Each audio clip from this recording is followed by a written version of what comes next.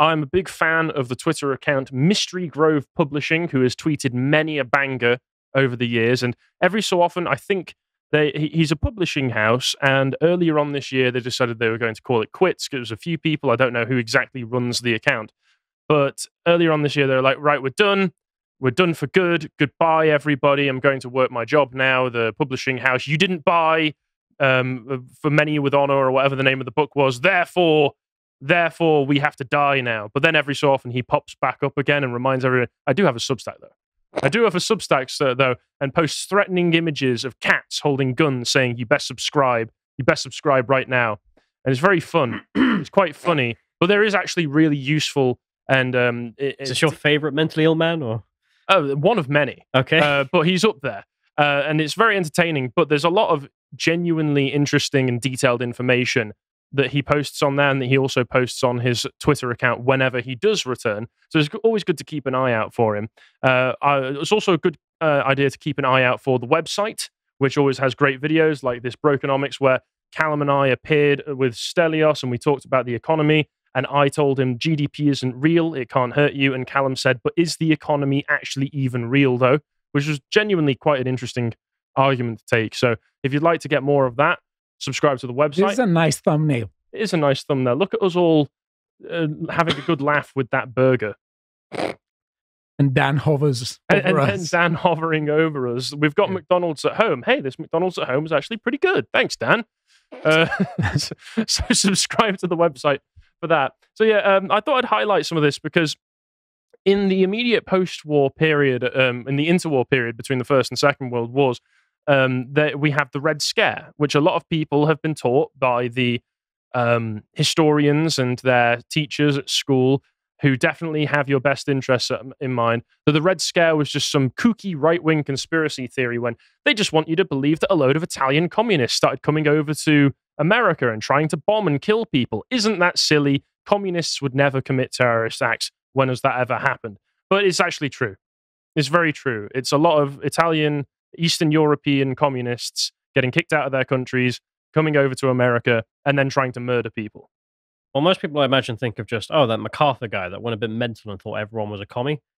But it's way bigger than that. You can get like hundreds of pages of documents of people who were working in the State Departments and the American government who were communists. But I kind of find the phrase funny because the Red Scare is really just a reaction to Red Terror in Russia, which starts immediately at the start of the Russian Civil War. Like, everyone around the world was like, oh, God, what are they doing? But for decades, there were many who wanted to deny it. And you had, a lot of French intellectuals, people like Sartre and people like that who were saying that, all this is Western propaganda. It doesn't work. Ignore the bombing happening on the street outside of your home right now, or on Wall Street, or anywhere else. What did you do for that bomb not to go off? That's Western propaganda. Sanjita needs to ask me, why haven't you tried to integrate with the insane communists who want to kill you? That's a good question. Thank you for asking. But he's been posting some of this really interesting information. And a lot of the sources for it, where he's been talking about, did you know that in 1919, radical leftists fired into a Veterans Day parade in Washington, killing 4 people and wounding 4 others. They were convicted of murder, but then let out of prison a few years later after they made bogus self-defense claims because they claimed, and he goes into detail on the Substack article that he's linked to here, which is paid, but I've got a few excerpts from it that we'll go through, talking about some of the context and what was going on at that time, where they claimed that, well, the Veterans Day, they might come and cause a riot at our headquarters because it was the IWW, which I think was the International Workers of the World organization, obvious commie, internationalist, globalist organization, saying, oh, they might come and beat us up. So we need to go out and murder all of them. So we're going to commit a terrorist attack when they have a big parade. So, and that apparently is enough to get you out of prison in the early 20th century in America, because a lot of the subversion of the court systems in America has actually been going on for a very long time. And he points out as well, the American Legion put up a bronze memorial to the victims, most of whom were veterans, shortly after the event occurred. In 1997, after the city council was taken over by leftists, they painted up a giant mural across the street honoring one of the murderers. Yeah, this is the history that I would like to know about because it's very important and it's the stuff that you don't get taught in school. Hi folks, sorry to interrupt the video, but I just wanted to announce that we have a new line of merch in our merch store. The merch store was kind of empty for a while, and so I thought, right, okay, what do I actually want on shirts? And so I just went through some of the most epic and true things that I think that historical people have said. And John managed to make an amazing set of merch out of it. And we will have extra things coming in the store, such as posters for these to go on. Thanks for everything, folks. Now back to the video. So let's take a look at some of this article. As I mentioned, if you scroll all the way down, it is a paid article, so I wasn't able to get access to all of it, but the stuff that I am able to access is really interesting, and I'm thinking about subscribing because it's really useful stuff. So he says, 1919 has often been described as a year of national hysteria. Government officials and ignorant Americans began to falsely claim that the country was on the verge of a communist revolution, took out their unjustified fears of communists on immigrants, peaceful political dissidents, minority groups, and labor organizers. But a closer examination of the time reveals that these fears were very rational. The period was marked by huge labor unrest, some of it sponsored by the communist-controlled union, the International Workers of the World, IWW. More than 4 million workers, about 20% of the nation's workforce, would go on to strike at some point during the year. Although the 1918 Seattle general strike was put down without bloodshed, massive incidents of public violence followed the 1919 Boston police strike. That crisis was only ended with military intervention, thousands of uniformed soldiers pouring into Boston. Other large strikes paralyzed major cities. Because I think one of the worst things about the revisionist history that we're taught of the 20th century, and when I say revisionist history, I mean the mainstream history, because most of the mainstream history of that period is completely lies told to you, was that one thing that's missed out is just how much of an effect the Bolshevik Revolution had in Russia and across Europe. Because the second that happened, all of Europe, especially across the East in places like Italy, all of them started to have communist revolutionaries pop up, starting to commit crimes, war crimes, terrorist acts, start to domestic terrorism in the streets. And people just pretend like this never happened and that all of the right wing went crazy and started to have some kind of mass hysteria for a period of years. Like, we deployed tanks. Yes. On the streets of Britain back then, and tanks were obviously brand new because we were afraid of the violence getting out of hand. I mean, there's that small period of 1919, I think, just gets completely lost. Because it really does. And people act as well like Italian fascism was something that just popped up because Benito Mussolini was an insane man who wanted to take over the government. No, there's the, I think it's called the Benio Rosso, something like that, which translates to the Red Years, where there was lots of communist revolutionaries trying to take over Italy. And Mussolini appealed to the king basically to say, I can put these guys down. And he did. You don't have to justify the rest of the regime or what they ended up doing later in the 30s, going along with Hitler and such. But that's why that popped up. It was an explicitly anti-communist front that they tried to put up there. So it's one of the big bits of history that gets left out, and you don't have any context. You're left completely tetherless. You're left afloat in the ocean with no understanding of what's around you when you have these things not taught to you in your schools and in the mainstream and depicted in the media. But just one thing to say, he didn't just attack communists. He attacked us, okay, and he paid for it. That's spaghetti eater. Yeah, but it's one of those things that's completely left out of history and that people need to be aware of because it obviously has serious repercussions even into the present period. And he carries on in here saying, bloody racial conflicts broke out across the country, that being the US. There were more than 36 large-scale race riots. The death toll was supposedly in the hundreds. There was an extended terrorist bombing campaign, primarily led by Italian anarchists.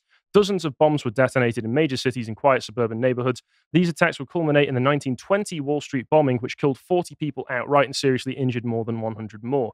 Perpetrators were never formally identified. And like today, I imagine they probably could have identified them if they wanted to, but there's always political pressure from radical leftists infiltrating the institutions that say, no, actually, we can't look into this because of constitutional reasons. You know why this seems really ridiculous? Because, if you read the history, you don't have to read much, but if you read about some of the revolutions, the major ones, they were talked throughout the world, centuries before that. For instance, French Revolution was a matter of debate instantly, even before it happened. There was debate as to whether it was going to happen. So they could talk about it in the 1780s, but no, in the 1910s and 1920s, everyone was too busy. It's like things don't happen. The entire Russian Empire has collapsed into infighting between these rabid lunatics who are burning every church. These genocidal maniacs who explicitly state that their goal is to take over the world and do this to your country as well. I guess we all just went crazy. Yeah. Ignore that. Doesn't have any effect on anybody, why do you care? How does it affect you personally? A huge what is it? Oh yeah, go on. One of the Russian songs that this was still used in the late Soviet Union was "The Red Army is the greatest army in the world," and one of the verses is literally "We will burn every church on earth." It's just like, okay, why do you care, bro? How does it affect you? What, you some kind of Christian? You a fascist? I mean, but this also shows how truth has nothing to do with propaganda, and a lot of propagandists, they are just spitting out articles and they want to make claims throughout the centuries that completely that have nothing to do with truth. Well, and I say this because a lot of people have said that, we live in the post-truth era. This absolute nonsense. It has always been the case that people have used words, as actions as opposed to just representation of reality in order to create a completely false idea to people. I would say we've been living in a post-truth era for longer than any of us three have been alive, and that the lies that have been fed to us have been for a long time. But carrying on. We need to wake up. A huge crime wave accompanied this political and racial violence. The automobile enabled fast getaways and a wave of armed robberies. Further exacerbating problems was a huge tide of immigrants, more than 15 million between 1900 and 1915. These immigrants were often in desperate conditions. Many turned to crime. Building criminal cases against members of close-knit immigrant communities proved extremely difficult for law enforcement. Suspects could easily disappear and did all the time. Does this sound familiar to anybody? Does this sound like anything that might have happened recently? Does this sound like our circumstances? No, not at all. And like I say, the rest of the article goes into a lot more detail about the particular circumstances of those 1919 bombings that the Veteran Day Parade massacre that I referenced at the beginning of here. But remember that a lot of people say that, in 1924, America had a very restrictionist immigration act passed, which made it so that it was mainly immigration coming from Northwest Europe, Britain, the Nordic countries, France, places like that. And people act as though it's terrible, it's so racist of them to do so. But the fact of the matter was that this was partially the reason why, because we weren't getting communists from those parts of the world. They were mainly coming from Eastern Europe and Italy and places like that. So we don't want to be importing 15 million communist revolutionaries into the country. Thank you very much. It kind of reminds me of the Trump Muslim ban. And it's like, this is the Muslim ban, guys. Who's on the list? Venezuela and North Korea as well. It's like, the great Muslim nation of North Korea. Could there be another thing that we're overlooking here that we're trying to get rid of? Yeah. But carrying on, he mentioned in there the 1920 Wall Street bombing. Just in case you don't believe that actually happened, well, here's a picture. And he mentions that, the leftist terror attacks were very common. 40 people died. There were 100 more wounded. Historians talk about how paranoid and deranged American officials were during that time. In 1919, anarchists detonated a bomb inside the Attorney General's house while his family were inside. If the AG wasn't safe, how do you think normal people felt? Now, remember that we always hear about the Klan and other forms of right-wing extremism, terrorism. What's the one that they always go on about? Was it the Tulpa riots that went on in the 1910s? Tulsa, that was it, yeah. The Tulsa riots that went on that we see propagandized in all sorts of television shows like Watchmen, despite the fact that what the actual events of that riot seem to be very murky because it's all eyewitness testimony from different sides of the factions. We know that there was a riot that we went on. We know that it was conducted along racial lines. Whereas Watchmen shows that it was just Klan members out in the street murdering black people for no reason. And there was planes going overhead where they were dropping bombs on innocent black families. This is the level of propaganda that we're given whenever it's along leftist lines where they can say, look, America was such an oppressive, terrible society. The Klan were airstriking us in 1919. Yes. That's what Watchmen wanted people to think. And remember, most people get their information, get their knowledge of history from TV and movies. So a lot of people will probably be sat there watching that going, oh my God, can you believe this happened? The Klan were really well fitted, weren't they? Good God. No, I can't believe it. It's not true. Yeah, it's obvious nonsense, but you know that somebody will have believed that having watched it. But this just gets completely brushed over. Spontaneous combustion. Just explode? Where just people randomly explode. It could happen to things, Harry. Could happen to me. It could happen to you too. And then we can go on to the LA Times. Someone in the chat just wrote Klan Airlines. It's just It's obviously not real. Well, I think what that comes from is that there were rumors spread at the time that there might have been a plane flying overhead while the riots were going on. Yeah, someone made up that it was now dropping bombs. And then Watchmen went, the creators of the Watchmen TV show. Airlines was bombing. Yeah, obviously that was what was happening. There was Looney Tunes. They got it directly from Acme. Oh, God. I hear Wile E. Coyote was involved somehow. There was the LA Times bombing, which killed 21, 100 injured, which was purely because of the fact that it was a conservative newspaper. And Clarence Darrow, the civil rights hero, who was one of the founding leaders, I think, of the ACLU, represented the bombers and claimed it was a gas leak and then bribed jurors to get them off. Thanks.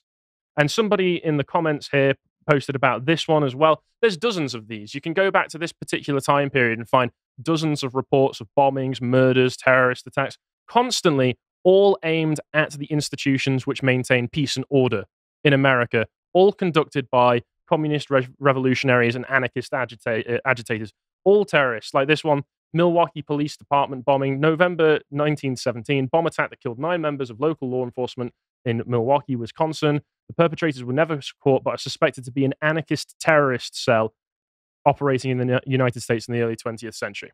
Dozens. Was that a way of expression, of letting some steam off, blowing some steam off? How do you say? Summer of love, man. Yeah. But that's how they would have, I imagine, spun it at the time as well. Well, they still are. Yeah. I don't know if people would have believed it as much back then. There were probably still very sensible people operating in the government who said that's obvious rubbish. Don't tell us. Their response was, commies got to go. Yes. Which is not the response a few years ago. And this is just a reminder as well. The left have always conducted terrorist attacks and been absolutely insane. We know, going back to, as you mentioned, there's a doctrine of revolutionary violence. The permanent revolution as well. We constantly need to be overthrowing society again and again and again, because if anything gets in power, it inevitably becomes conservative. So we need to constantly be just murdering people, overthrowing people constantly. That's what the French Revolution descended into. Yeah, and a lot of people have said that authoritarian regimes have a common source, and that they treat violence as a sort of purification. And I think leftists have always had this issue with the glorification of revolutionary violence. Yeah. They still have it to this day, by the way. Of course they do. That's what we see. That's what we saw in 2020. That's what we see with Antifa, who people say aren't a continuation of this exact same thing, but then you read into the literature around them, and they explicitly say, oh yeah, we're following on from all of these and trying to take in the same sort of boots on the ground terrorizing tactics. They don't label themselves as terrorists, but that's the actions that they do. But because of the fact that they are supposedly decentralized, that means that they're not terrorists. I mean, it's an absolute joke. And this carried on into the 1970s. I own this book, haven't read it, but here's some details of it from a review in the New York Times, a book called Days of Rage by Brian Burrough, which talks about the domestic terrorism that was going on in America from the 1960s through to the 1970s, done by leftist terrorists. No, I wanted to say that it's incredible how in universities they're trying to talk about this in a way. And I remember listening to the idea that, well, it's a really bad idea to talk about terrorists like being mad, sad, or bad. And I was thinking, who cares? They're dangerous. They want to kill you. Yeah. Why censor that? Why obfuscate that from people? Oh, yeah, so that they take sympathy with the terrorists, so they relate to the terrorists, so they think that they're the good guys. That's why. Why does there have to be a debate on this? Well, because a lot of people want us dead and hate our civilization. That's literally why. That's a good answer. Yeah, there it is. In 1965, Carl Oglesby was elected president of Students for Democratic Society, the principal campus-based organization of the 1960s New Left. SDS then had some 10,000 members over the next few years, thanks to a swelling opposition to the Vietnam War among young Americans. It expanded tenfold, so about 100,000. Oglesby, a thoughtful opponent of the war, made an important contribution to SDS's success, but by 1969 found himself on the sidelines. A more radically inclined leadership cadre, collectively known as the Weathermen, which would later split off into the Weather Underground, was in the process of dismantling SDS as a mass organization, determined to convert it, in the rhetoric of the time, into a revolutionary youth movement. Days of Rage is a comprehensive overview providing a look at the violence perpetrated by these would-be revolutionary vanguards from the end of the 60s through to the 1980s, including the Weather Underground, Black Liberation Army, Symbionese Liberation Army, Fuerzas Armadas de Liberación Nacional Puertorriqueña. I think I got that right. Harry, you're integrating. Oh, no. I need to be more Anglo. As well as a host of freelance desperados. They left behind a trail of bodies, including both their victims and sometimes themselves. They also left behind shattered movements, ideals, and hopes. In 1972 alone, there were over 1,900 domestic bombings in the United States. Most of them committed by these leftist terrorists. That's a lot. Now, yeah, I know it's a lot. Fuck that. Yeah. And being the New York Times, most of the rest of the article is trying to obfuscate who did it and saying, well, there were also right-wing extremist groups at the time. But no. Klan Airlines were busy that year. Literally, they referenced the Klan. The Klan was still in operation. So it must have been them conducting all of these domestic terrorist bombings in favor of leftist communist. No, that's not it, is it? No. And we can get some examples of this. So the Weather Underground, a completely insane organization run by insane people, is covered a bit more in a review of this book, where it mentions some interesting excerpts from this book, Outlaws of America. As Weather saw it, nationalist struggles were challenging imperialism, and it was the primary job of white radicals to break with their white skin privilege and eventually to take up armed struggle against the US government. Anything less would be an acceptance of privilege, which was just as bad as being a full-blown racist. Now, this was the 60s and 70s, and things just haven't changed since then. He also mentions in the book the Flint War Council, where weather leader Bernardine Dawn praised the Charles Manson group's LA murders, that's of Sharon Tate, the pregnant Sharon Tate, where Charles Manson murdered a pregnant woman and her house guests, while others talked about whether killing white children should help stop the spread of white supremacy. The more things change, the more they stay the same. There's reports on the FBI website, on their history website, talking about the Weather Underground bombings, where an explosion in 1975, January, rocked the headquarters of the US State Department in Washington, D.C.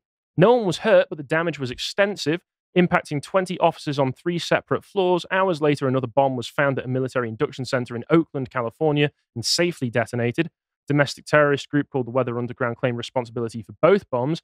Our intention is to disrupt the empire, to incapacitate it, to put pressure on the cracks, claimed the group's 1974 manifesto, and the next year they claimed credit for 25 bombings, including ones against the US Capitol, the Pentagon, the California Attorney General's office, and a New York City police station.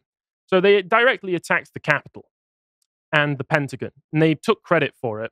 So do you reckon this is going to be named alongside January 6th as the worst thing that's ever been to happen to American democracy, a direct threat on American democracy? How they jumped to, this is as bad as Pearl Harbor, not this. This is not something that sleeps into any of the Democrats' minds.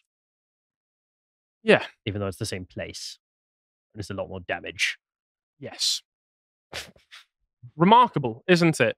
And then from the Weather Underground sprang up another offshoot called the May 19th Communist Organization, which holds the title as being the first and only women-created and women-led terrorist group in American history. Diversity, truly amazing representation, girl boss terrorists. Oh my God, eat your heart out.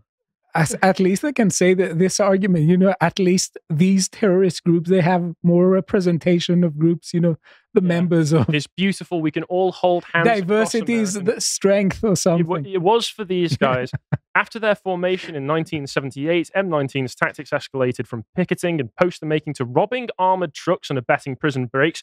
Just to make it clear, just a bit of a jump. They did have men helping them with all of this. Oh, yeah. Which makes sense.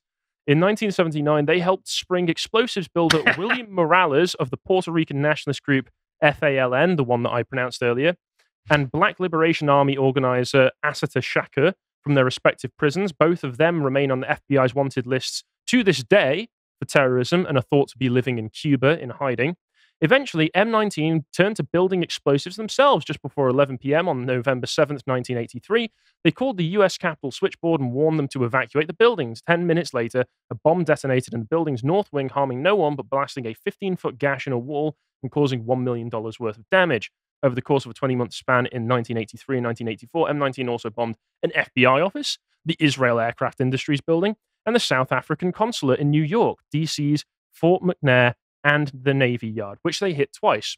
None of these mentioned alongside January 16th or anything of the matter, all consigned to the dustbin of history, because you're not supposed to remember this, despite the fact that one of the founding members, a woman called Susan Rosenberg, who I've mentioned before on this show, was let out by executive order on the last day of President Clinton's time in office, and then went on to be part of an organization called Thousand Currents, which helped BLM organize and helped to funnel millions of dollars to BLM. So actual domestic terrorists were involved in what definitely isn't a domestic terrorist group. It's just we're run by them and get our money from them. Yes. Okay. Interesting. So the Red Scare was real and it's still going on. To sum up, if you appreciated that episode from the podcast of the Lotus Eaters, you can go to lotuseaters.com to get access to all the premium content that's on the site, such as the Contemplation series, this episode on genes, mutants, and modern politics. If you'd like to find out what else is being put out, you can follow on Twitter at lotuseaters_com on Twitter. Thank you and goodbye.